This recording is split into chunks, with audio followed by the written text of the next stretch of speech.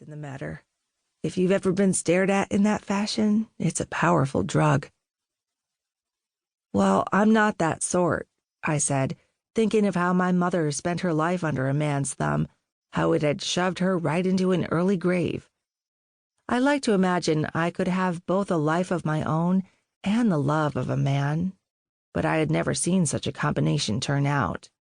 It was one or the other, and I wanted my own sports car, a job where I wore a leather miniskirt and read the newspaper some mornings. But goddamn, I saw he wasn't going to give up on my love. And despite all I knew, a thrill ran through me. There I was in that bathroom, imagining myself an old lady telling passers-by that I was one of those people who knew right away. Spider Dick would be frail next to me, having endured several strokes, but living on still because of my devotion, all the wonderful years we'd spent bringing oxygen to our hearts, side by side. "I'll turn you," he said, simple. I kissed him then, just like I knew not to. My ma'am, had she been alive, would have told me I'd fallen under a fool's spell. Spider Dick worked all the time. He was a hydroelectric miner in the mountains near Shaver Lake, a dangerous job. He talked about his work every evening, laying his head across my lap and describing each shift like he had survived a war, while I played with his long, greasy hair. He'd do all that sad talk, and then he'd need me. The first time we was intimate, I learned the reason for his nickname. There was a black widow spider tattooed on his thinger, and it isn't special science that the spider got bigger when he saw me. I said, "Why on earth you get something like that?" And he looked hurt, and his face darkened in a way I hadn't seen on him yet, and I thought, God damn it, Elma, you've gone and ruined your intimacy with this love of your life. But he shrugged it off fast. "I just woke up with it one day," he said. "Don't remember." Then I started laughing hysterically, and he tackled me and tickled me until I couldn't breathe. A thought came to me, how my ma'am once said you never could trust a tickler. But I pushed her aside. What right did she have, anyhow, intruding on me at a time like this, a time when finally I was happy?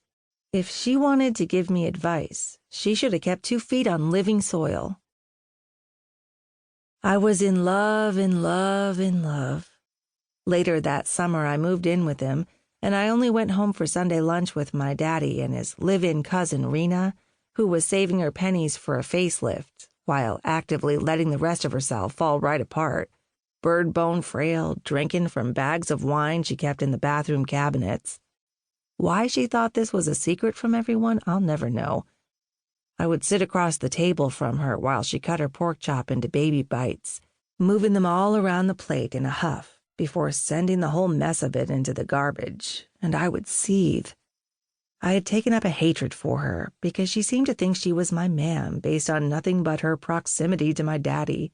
But my ma'am hadn't been alive since I was 16 years old, and she wasn't going to be replaced by this mumbling half-wit. Rena didn't notice the awful way I'd stare at her, because most of the time she was goo-goo-eyed looking at my daddy. After we'd eat, she'd situate her bones on the couch, right in the middle, so he would be forced to sit next to her no matter which cushion he chose, their thighs a press. "What is this?" I finally asked them. I'd wanted to ask for so long, and now I was thinking that if I was special enough for Spider Dick's love, then I could ask my own father a question like this, one that should have been asked when Rena had first shown up like a middle-aged orphan last year. "What's what?" my daddy said to me, eyes on the television, playing one of Rena's lifetimes. "This," I said. I stood and thrust my plate so hard into the sink it broke. My daddy didn't wince, but Rena shriveled like a shy princess flower. It was my daddy who liked to throw dishes, right over my mam's head after he'd had too many beers, and so we'd taken to eating off paper plates. But then he started shredding her clothes instead, ripping them from her closet and turning them into a strange confetti that littered their bedroom floor, and so we went back to using real plates so he could get his aggressions out on something she didn't have to wear. I thought I'd forgiven him for that.